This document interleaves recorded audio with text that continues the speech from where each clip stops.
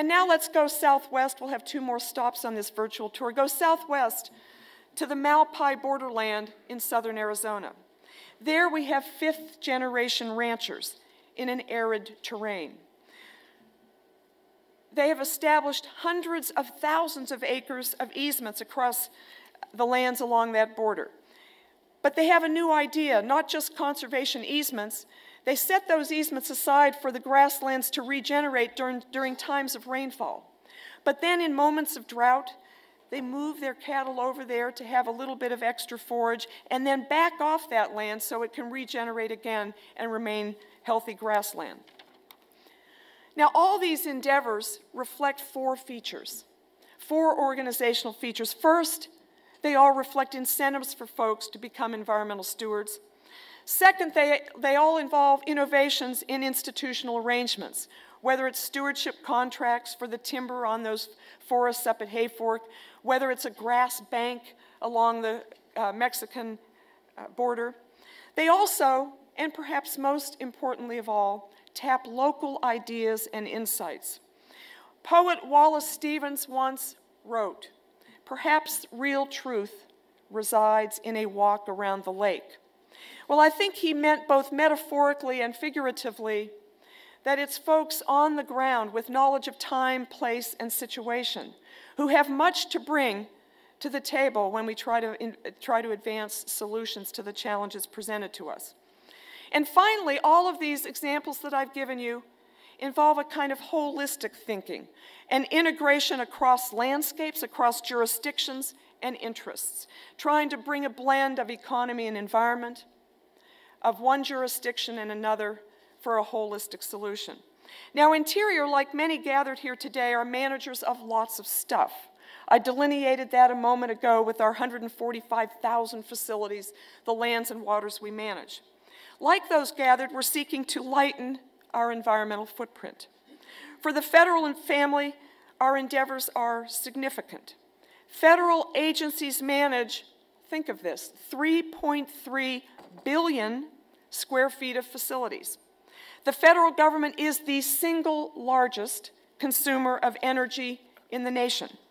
The choices we make as managers matter. Choices like greening our buildings.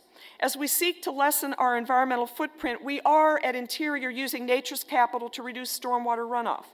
We're applying a green thumb to our rooftops to reduce the urban heat island effect and reduce runoff from buildings. Right at the main Interior building in Washington, D.C., we have a green roof under installation. We're achieving energy efficiencies through advanced materials and smart design, also through the President's recent alternative fuels goal. We're conserving water and maintaining water quality through on-site stormwater reuse.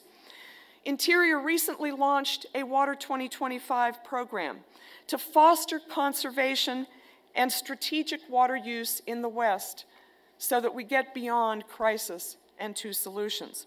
Now, opportunities abound for broadening the application of green design, yet like those gathered, we do see challenges.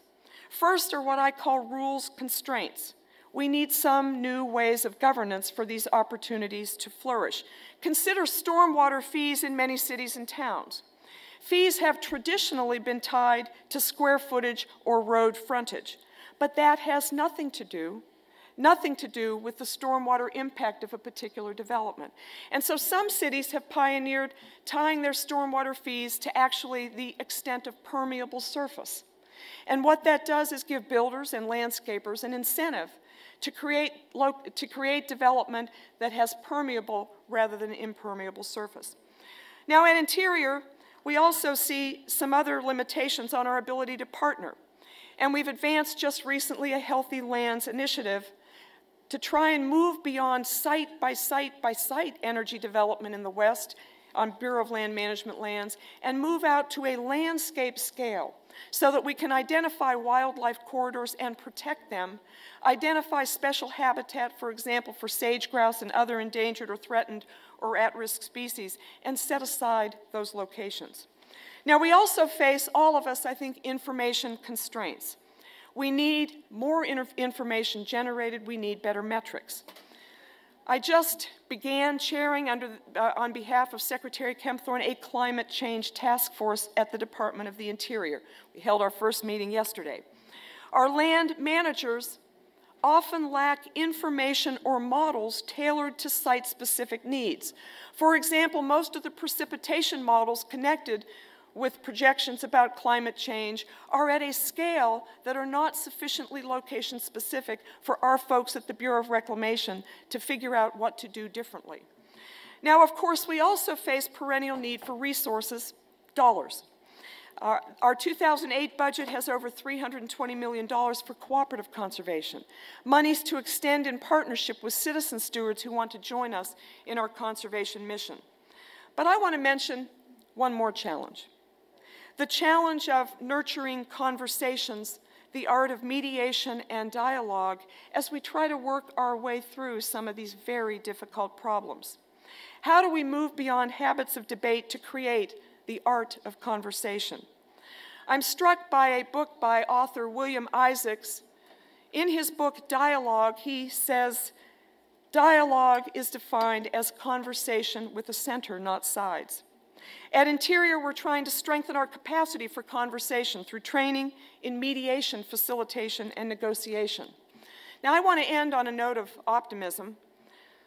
A few years back at a conservation conference, I met a rancher from Montana, and that rancher said his wife calls him a next-year countryman. She calls him a next-year countryman because he's always saying, next year it will rain in June, there will be no snow in July, it will not hail in August. Well, I guess I'm a next-year country person too, a perennial optimist at Interior. Some call me indeed a Pollyanna. But I think opportunities for environmental entrepreneurship abound. Cooperative conservation and citizen stewardship are gaining momentum. You here gathered are part of that momentum. Philosopher Bertrand Russell once wrote, "Sometimes it's worth hanging a question mark on things long taken for granted." So it is, I believe, with how we think about the interface of economy and environment, conservation and communities. Therein lie our solutions, and they are many. Thank you very much.